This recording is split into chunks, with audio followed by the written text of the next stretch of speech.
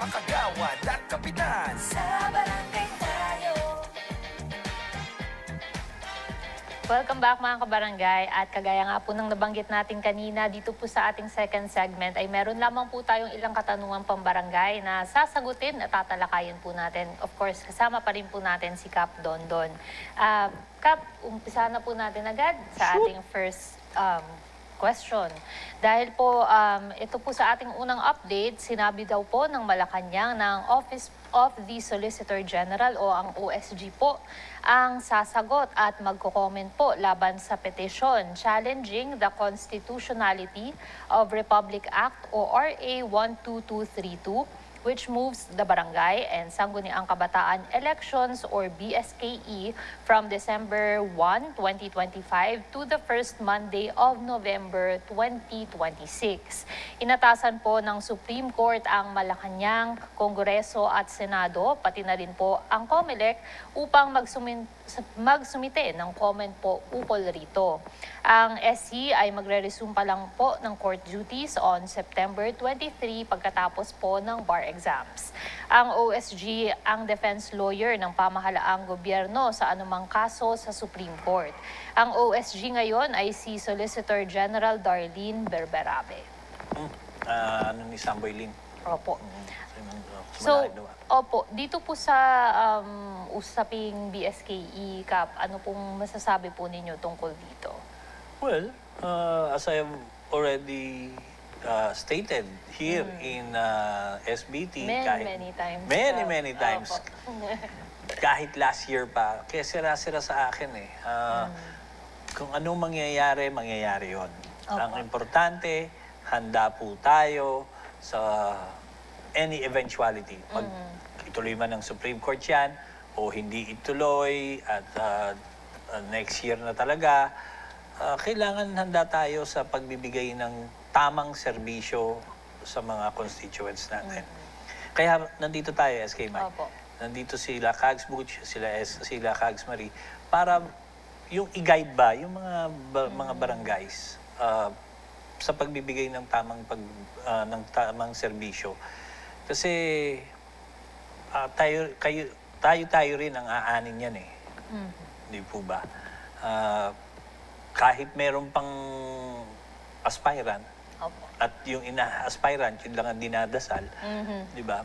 Pero kung hindi nakakita ng butas sa'yo, talagang nagbibigay ka ng serbisyo, nakikita ka sa kalye, nakikita ka sa barangay, you don't need to fear anything at all. Opo. Ayan po. Pero from a process standpoint, Kap, may maibabahagi po ba tayo sa ating mga kabarangay kung ano po yung ibig sabihin ng pagpasa po ng ating SC sa OSG? Yeah, yung OSG kasi tama yung sinasabi mo kanina na siya yung lawyer ng government. So siya talaga yung sasagot in behalf of the two branches of government. Yung gumawa ng bill at saka yung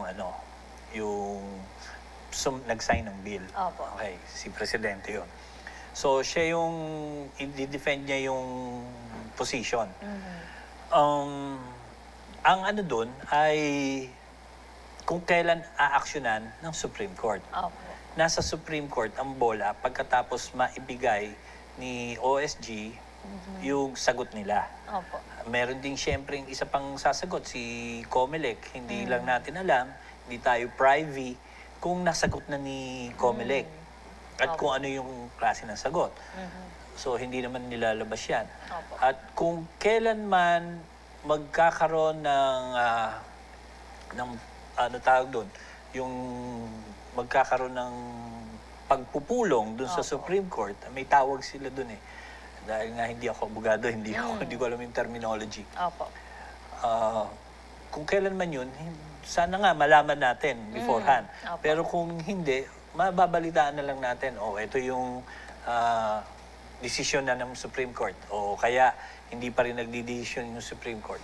Opo. Ganun yun. As it stands now, Kap, meron po ba tayong naririnig ng balita na meron na pong nag-file ng petitions to challenge po yung constitutionality ng BSK?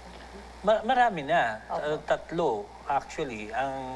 Kaya sumagot na yung petitioner. May prayer siya na sinagot niya.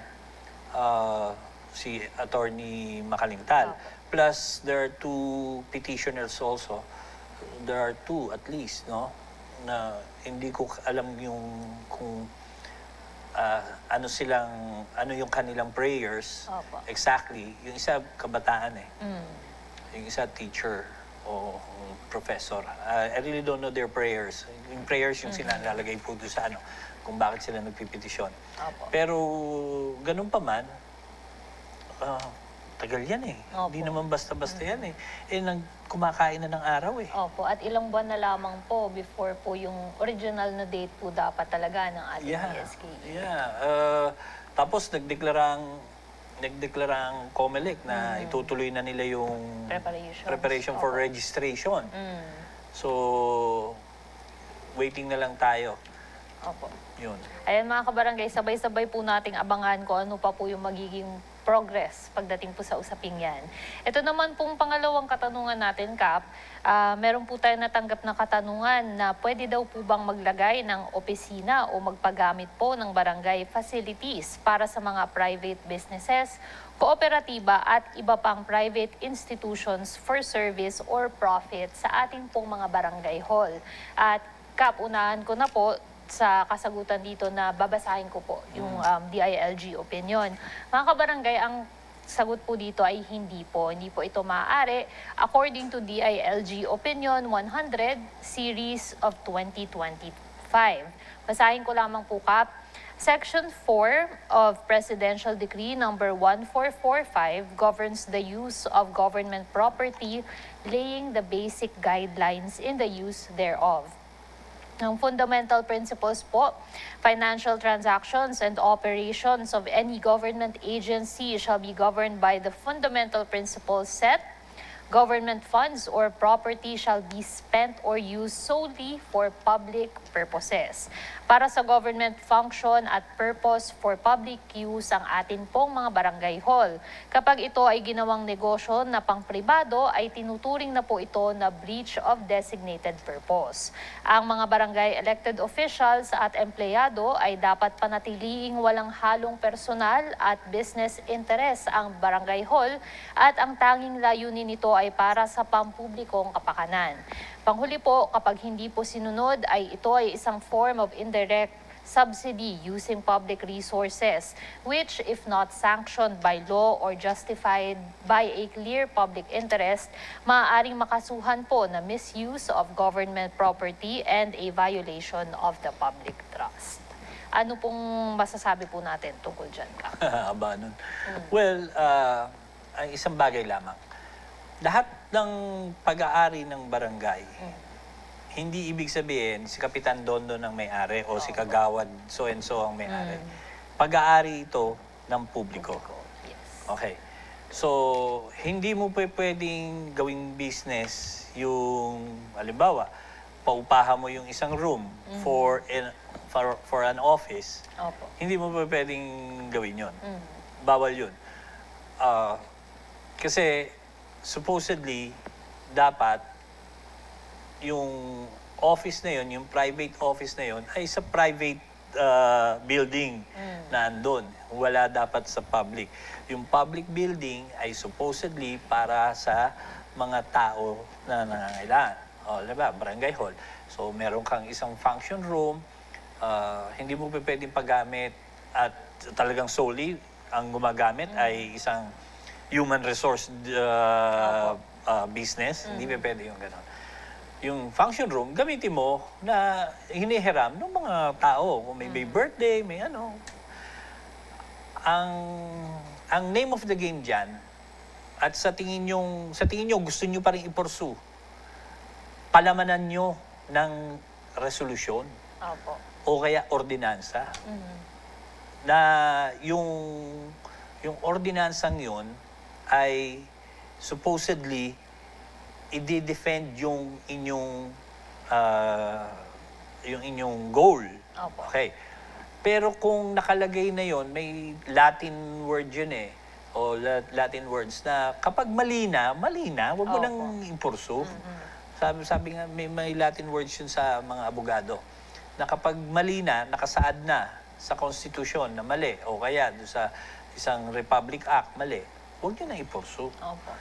Kasi mali na eh. Mm. Di po ba? Yun yun. Opo. Hypothetical question ka, paano po kung ang justification po ng ating, halimbawa, ng isang kapitan na kung bakit po siya gamit ng ating barangay hall for private businesses ay for the revenue of the barangay? Okay. Kailangan i-defend nyo through a public hearing, pero hindi pa pwede yung office eh. Pwede yung, alam ba, livelihood.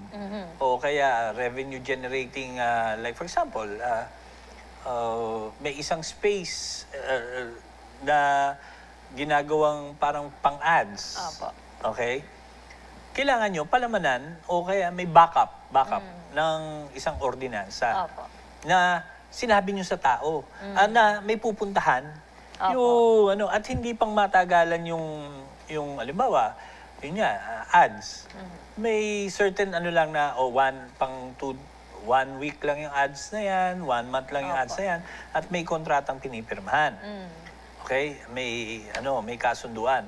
At nasabi sa Sangguniang Panglungsod Opo. na i-submit nyo, na isumitin yung ordinansa. Ordinansa yun, hindi pa pwedeng resolution yun. Opo. Kasi revenue generating eh. So papasok yung revenue. Pag revenues, mga kasama kong opisyales, pag revenues, kailangan ordinance ang backup. Opo. Ayan, mga kabarangay, malinaw na malinaw po tayo doon na pagdating po dito, yung malinaw po talaga na sagot, Kap, hindi po maaaring gamitin for private use ang ating barangay hall and any property of the barangay. Opo. At meron pong proseso din na kung magiging kalaki po ito ng ordinansa o programa po nila for revenue generating purposes, meron po tayong mga approvals na kailangan pong pagdaan. I-qualify ko lang yung sinasabi kong hindi pa pwede, at sinasabi rin ng DILG opinion, Yes. na hindi pa pwede, base sa PD 1445, ay yung pangmatagalan na gamit. Nagamit, opo. Okay? Na kumikita yung private, yung entity, pero yung barangay walang kinikita. Yun mga hindi pa pwede yun, ha? Opo. O kaya, napupunta lang yung kinikita sa isang tao. Opo. Hindi pa pwede yun. Kailangan, sabi ko nga sa inyo, ulitin ko ulit, may ordinansa alam ng mga taong bayan. And of course, Kap, ino-audit din po ito. Yeah, sa ating kakasama yan sa barangay. papasok Opo. sa audit ng barangay. At the same time, re-report mo yan sa COA, saka sa accounting department. Opo. Ayan po, maraming salamat po dyan, Kap. At mga kabarangay, malinaw na po tayo doon. Maraming salamat po sa inyong pagtutok sa ating second segment. Huwag po muna kayong aalis dahil of course, meron po tayong third segment pa. At meron pong ilang paalala po si Kap Donton sa atin, sa ating lahat, at sa ating mga officials ng gobyerno. Tungkol po sa mga may init na issues na kinakaharap po natin ngayon po. Sa pagbabalik ng Sa Barangay Tayo. Sa barangay tayo, ikaw at ako. Nagbibigay ng aral sa mga kagawad at kapitan. Sa barangay